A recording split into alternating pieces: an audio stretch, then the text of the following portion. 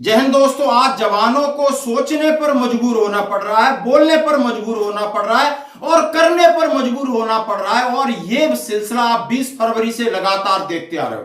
कल मैं बिल्कुल प्रत्यक्ष उसका गवाह था। रामलीला मैदान के ऊपर क्या हुआ वो बताऊंगा। आगे क्या होने वाला है, सरकार हमें आप किस तरीके से बुलाने की तैयारी कर रही है, जरा ये भी बताऊंगा और सत्य बताऊंगा। इसमें कोई हड़कंप और भूकंप वाली कोई बात नहीं है। और आपकी आवाज मन तक नहीं पहुंचेगी। विचार करते बस मैं सभी से और अपना मनोबल बढ़ाते हुए अपने देश और अपने सेना के लिए इस काम को करते रहे, जिससे किसी की। आज बात करूंगा सटीक आपके सामने। सटीक बात, जैसे कल रामलीला मैदान यानी 6 अगस्त को जिसमें हम भी थे, आपने देखा होगा कि वहां पर हर साइड से, हर राज्य के, उत्तराखंड से लगाकर हिमाचल हो, चाहे सदर्न साइड के हो, बहुत सारी भीड़ थी। पंजाब के थे, राजस्थान के, एमपी यूपी, सब बहुत सारे संगठन थे। और मैं सब संगठनों को साधुवाद देता हूं। इस भीड़ का मैं एक बार आपके सामने इनको इंट्रोड्यूस करा देता हूं कि सब लोग अपने अपने तरीके से, वहां कोई ढोल नगाड़े से स्वागत हो रहा है, उनके ऊपर फूल की बारिश हो रही है, खाने पीने के इंतजाम है। उन्होंने एक एडुकेट व्यवस्था थी क्योंकि जगह थी, पुलिस फोर्स भी था, जगह की कोई कमी नहीं थी और भीड़ की भी कोई कमी नहीं थी। तादाद से ज्यादा थी जैसा हम एक्सपेक्ट कर रहे हैं।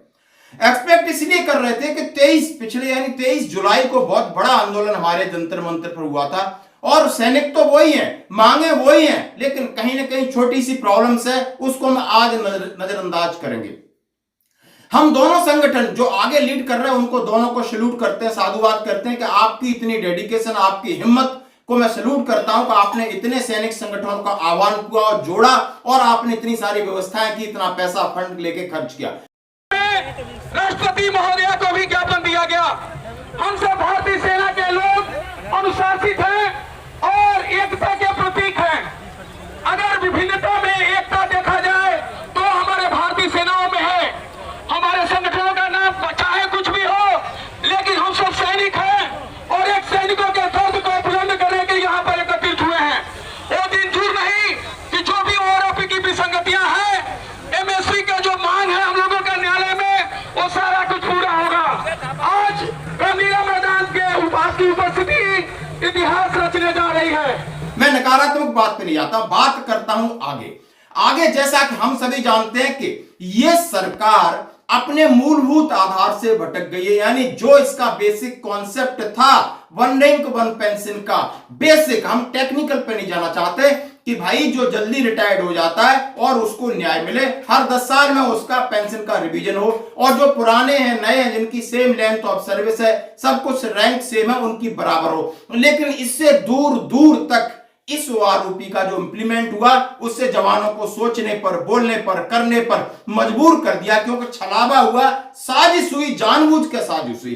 साजिश किसने की, क्योंकि ये बात की बात है, लेकिन इस साजिश का भंडा फोड़ा जवानों ने अपनी ताकत से किया। और ताकत देख सकते हो दोस्तों, कौन सी? अनुशासन की ताकत, एकजुटता की ताकत, सच्चाई की ताकत, भारत माता की जय, वंदे मातरम। ऐसा कभी आंदोलन आपने रामलीला मैदान पे देखा है? हम किसी को नहीं उखाड़ रहे, हम किसी के नहीं उल्टा पुल्टा कर रहे। हमारी भाषा सही मत है, हमारा काम सही मत है, जैसे कि हमारी आइडेंटिटी है, जो कि हमारी पहचान है दोस्तों, उसी पहचान के अनुरूप हमने काम किया है। अब सरकार का दायित्व बनता है कि अपना जरा दिल दिमाग सब खोल लीजिए।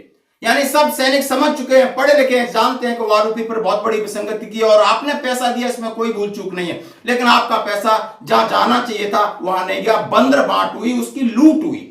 और उस लूट की हम पोल खोल के आपके सामने रखें। आपको तो हमें दोनों हाथों से बुलाना चाहिए था, अभी तक बुला लेना चाहिए था, इंतजार की जरूरत नहीं। लेकिन आपकी अपनी मजबूरी है, क्योंकि आप राजनीतिज्ञ हो, आपको राजनीति करनी है जिसमें साम दाम दंड भेद सब शामिल है। और वो आपने अब देख लिया कि जनता जुड़ गई है और सैनिकों में रोष है, गुस्सा है और आपके खिलाफ है, सरकार के खिलाफ है। सीधा सीधा क्यों है? मुद्दे सामने हैं, मुद्दे आप तक पहुंच चुके हैं, मुद्दों में कोई प्रॉब्लम नहीं है, बस आपने करना क्या है। लेकिन अब सरकार की क्या तैयारी है? सच सच सच बता रहा हूं। एक बंदा जो एमओडी में था, उन्होंने सीधा सीधा बात किया कि आज हम इस बात को नहीं उठाएंगे तो आज 2018 को बेस ईयर रखते हुए हमें वो आरोपी 2 मिला तो 3 में कख नहीं मिलने वाला, क्योंकि इसका 1 में ही गड़बड़ हो गया था। लेकिन 1 में इसलिए आपको समझ में नहीं आया कि उस टाइम पे स्केल अलग था, 7th पे सीपीसी हुआ, आपको ज्यादा मोटी रकम मिली, आपने सोचा कि ये फायदे वाली बात है, लेकिन अब वही आपकी बेसिक पेंशन है। आप सिपाही से लगाकर सुबेदार मेजर ऑनरी लेफ्टिनेंट कैप्टन की देख सकते हो।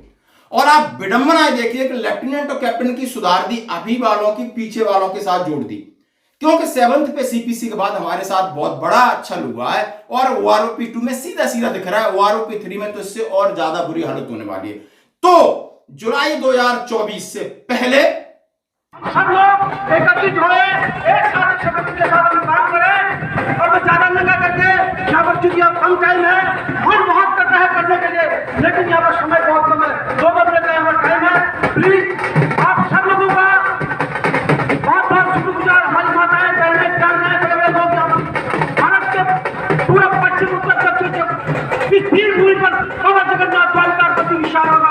सरकार के पास ऑप्शन है और हमने वहां तक जाकर सरकार पर दबाव बनाना, क्योंकि सरकार चाहती है कि ज्यादा से ज्यादा सैनिकों को इस बात का पता चले, ज्यादा से ज्यादा सैनिकों को एक अवेयरनेस हो कि उनके साथ हुआ है, और फिर सरकार दोनों हाथों से आपको लड्डू देगी। और लड्डू किस प्रकार देगी हम बिल्कुल क्लियर कह रहे हैं आपको। 2024 पे सरकार के पास ऑप्शन है।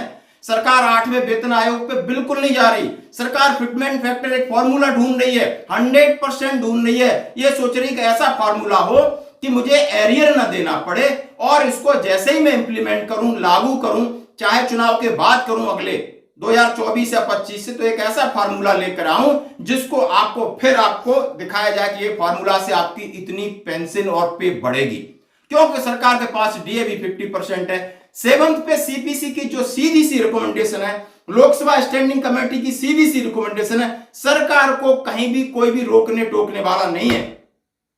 तो मैं आपसे कहता हूं कि रामलीला मैदान पर जो हुआ उसको पॉजिटिव लें, सकारात्मक लें, चाहे जंतर मंतर पर हो रहा है, चाहे लोग सड़कों पर कर रहे हैं, क्योंकि उनकी भावना को ठेस न पहुंचे, हम ऐसी बातें न कहें, क्योंकि ये सैनिक अपनी जेब से 2000-3000 रुपए खर्च करके आते हैं। उमस भरी गर्मी हो, चाहे बारिश हो, चाहे सर्दी हो, लगातार आप लोगों के कहने से जो दिल्ली से वहां से आदेश आ रहे हैं, रोडों पर जा रहे हैं, डीएम से साथ मिल रहे हैं, सबको जोड़ रहे हैं। लेकिन दोस्तों आज आहत नहीं होना, हमें भरोसा रखना है। ये आप सारे वीडियो देखिए, इस भीड़ को देखिए, स्टेज से भी मैंने वीडियो बनाए, बहुत सारी मीडिया भी थी, सब कुछ था, सारे इंतजाम और सब कुछ एडुकेट व्यवस्था थी, और ये एक सफलतम रैली है, जैसे कि पीछे भी रैली हमारी सफल होती आई। धन्यवाद। भारत माता की जय, भारत माता की जय, सैनिक एकता जिंदाबाद, सैनिक एकता मेरे राष्ट्र नायकों को मिलकर जिंदाबाद।